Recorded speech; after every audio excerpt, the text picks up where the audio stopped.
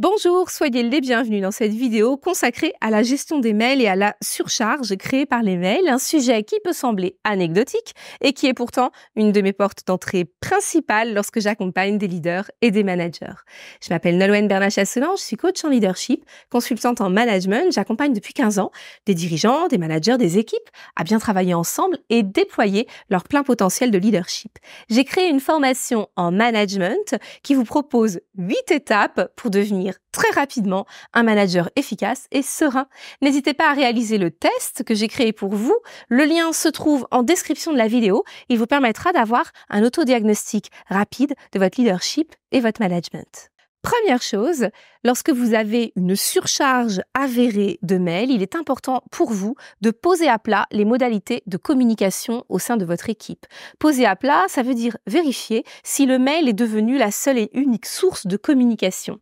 C'est très souvent le cas et il est important dans ces cas-là de fonctionner un peu par entonnoir sensoriel, c'est-à-dire de commencer par toutes les communications que vous pouvez faire avec les 5 sens, c'est-à-dire tout simplement en vous levant et en allant voir la personne. Il y a trop d'endroits où d'un bureau à l'autre, on s'envoie des mails, il vaudrait mieux se déplacer et aller se parler, c'est beaucoup plus utile et ça enlève la surcharge des mails. Ensuite, vous allez diminuer au niveau sensoriel, donc passer à la visio, puis ensuite vous allez passer à l'audio, vous allez ensuite passer bien entendu, à la partie écrite et donc au mail, mais ça aura déjà réduit une certaine partie des messages que vous recevez.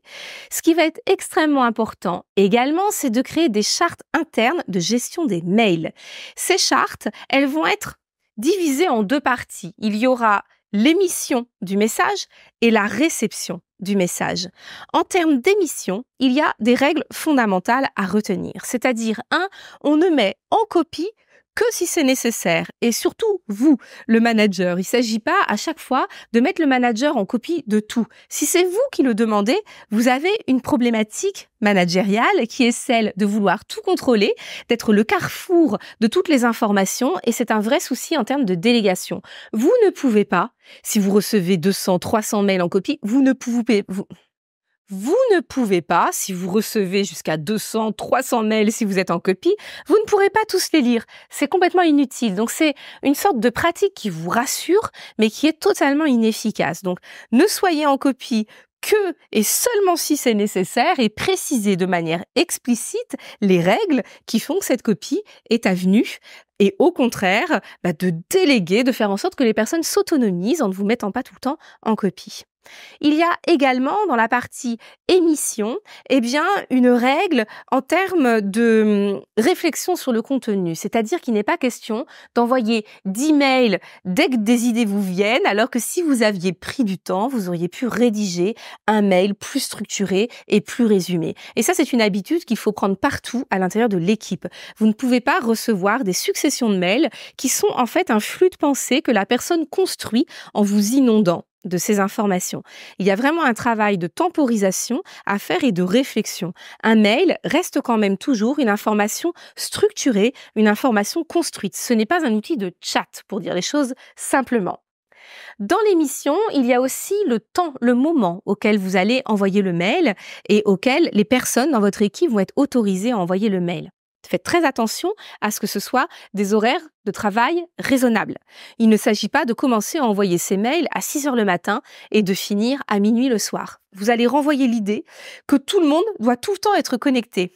Et même si vous vous dites « mais ils savent bien qu'ils n'ont pas besoin de me répondre », ça ne change rien. Vous renvoyez l'idée que vous, qui êtes censé donner l'exemplarité, vous êtes tout le temps sur le pont. C'est donc que quand on est en responsabilité, on devrait être tout le temps en vigilance. Ça n'est pas le cas. Ça n'est pas possible et de toute façon, ça va vous épuiser. Donc vraiment, faites attention à respecter des horaires raisonnables qui sont les horaires du cadre du travail et de la charte de déconnexion que vous aurez pu créer. Si vous voulez travailler le soir, ce que je vous incite à ne pas faire, programmez vos mails pour qu'ils soient envoyés le lendemain matin. Bien entendu, n'envoyez pas de mails pendant les congés, pendant les week-ends, tout ça c'est très important. Il y a ensuite une autre partie qui va être importante à gérer, ça n'est pas l'émission mais c'est la réception. Le premier conseil que je donne, c'est de ne pas ouvrir sa boîte mail plus de 4 fois par jour. Oui, je sais, ça fait bondir. Ça semble impossible puisque en moyenne, on la regarde, je n'ai plus le chiffre exact, mais il me semble que c'est une 50aine de fois, sans compter tous les pop-up qui arrivent et qui vous perturbent. Donc ça, c'est impossible, ça casse la concentration. Et si on y réfléchit bien, vous arrivez le matin, vous êtes frais, dispo. Est-ce vraiment le moment d'ouvrir la boîte mail et de vous retrouver avec ce flux d'informations? Profitez de votre belle énergie du matin pour travailler une tâche à haute valeur ajoutée qui demande de la concentration.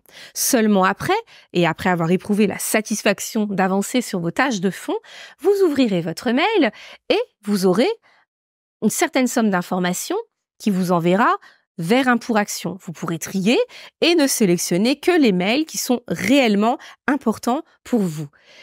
Vous allez ensuite aller vers une séquence de travail un peu plus approfondie et puis vous réouvrirez votre mail peut-être en fin de matinée, mais pas avant d'aller déjeuner, sinon à quoi ça sert? Vous allez passer votre pause déjeuner derrière l'écran, donc ce ne sera pas un temps de pause. Donc on est à 2 dans la matinée. Vous revenez de la pause déjeuner, allez, pourquoi pas? On réouvre la boîte mail et on regarde ce qui s'est passé et on traite à nouveau les mails qui vont sembler les plus urgents, etc.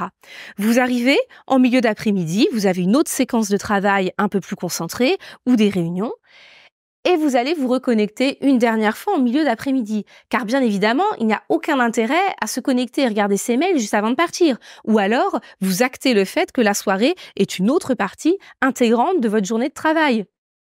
Il me semble pas que ce soit le cas dans les contrats, tous les contrats qui ont pu être signés. Donc si on y réfléchit bien, regarder ses mails 4 fois par jour, ça suffit. Et c'est une manière d'arrêter d'être dans la dépendance, tout le temps en train de rafraîchir et d'être envahi par cette boîte mail. C'est un outil qui est à votre disposition, ça n'est pas lui qui décide de la manière dont vous allez gérer votre journée. Dernière chose, par rapport à la réception, je vous invite à changer la manière de percevoir le mail, de ne plus le voir comme une sorte de boîte concrète à l'intérieur de laquelle s'accumuleraient les messages et qui finiraient par exploser, avec un peu de chance s'autodétruire, comme ça vous en seriez débarrassé, en tout cas exploser. Donc il ne s'agit pas de chercher à la vider en permanence. Il faut vraiment percevoir le mail comme un flux qui serait par exemple le flux d'un fleuve et vous allez avoir l'eau qui passe et vous allez attraper dans ce qui passe ce qui vous semble le plus important et ce qui est réalisable dans votre quotidien.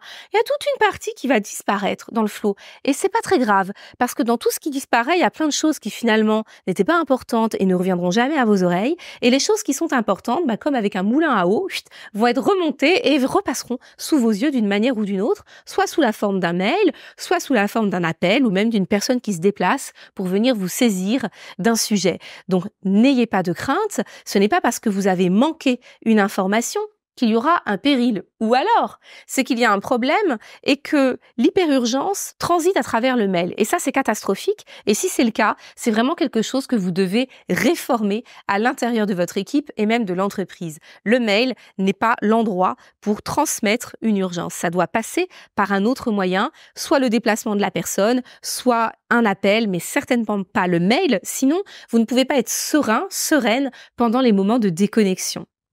Voilà ce que je voulais vous dire sur cet outil formidable qu'est le mail à partir du moment où on le choisit et où on maîtrise la manière dont on l'utilise. Si vous vous laissez engloutir, vous devenez gestionnaire de boîte mail et c'est vraiment un métier qui ne fait rêver personne. Si la vidéo vous a plu, likez. Surtout, abonnez-vous à ma chaîne YouTube pour être au courant de toutes les vidéos que je publie sur le leadership et le management. Merci beaucoup.